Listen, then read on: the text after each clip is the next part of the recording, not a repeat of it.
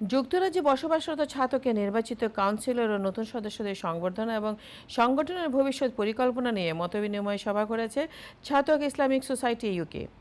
সোমবার পূর্ব লন্ডনের London enterprise academy মিলনায়তনে আয়োজিত অনুষ্ঠানের কাউন্সিলর, কমিউনিটি নেতা, সামাজিক ও ধর্মীয় ব্যক্তিত্ব সহ বিপুল সংখ্যক অতিথি উপস্থিত ছিলেন।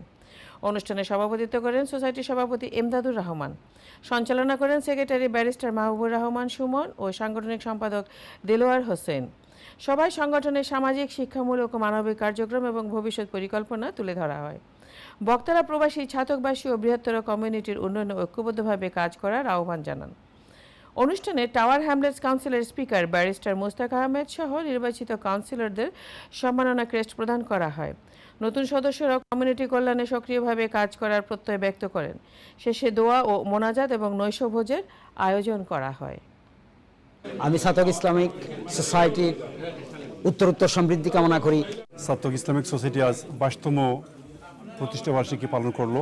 স্পেশালি যারা কাউন্সিলর বৃন্দ নির্বাচিত হয়েছেন তাদেরকে এক সম্মাননা দেয়া এবং আমাদের যে নতুন 120 জন সদস্য হয়েছেন তাদেরকে আমাদের সাথে পরিচিত হওয়ার জন্য আজকের এই যে রিসেপশন প্রোগ্রাম, সেই প্রোগ্রাম থেকে আমি ছাতকবাসীকে আহ্বান জানাচ্ছি। আশা করব যে আপনারা যারা শুভাকাঙ্ক্ষী আছেন তারা শুরু করে এখন অবধি আজ অবধি ওনারা 3টি মাদ্রাসা পরিচালনা করেছেন।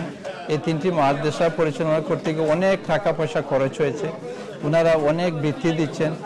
ছাতকের কৃতি সন্তানরা বিভিন্ন জায়গায় কাউন্সিলর হয়েছেন, সবাইকে এনে যে সম্বর্ধিত করেছেন, এটা সুনামগঞ্জের সুনাম বৃদ্ধি করেছেন।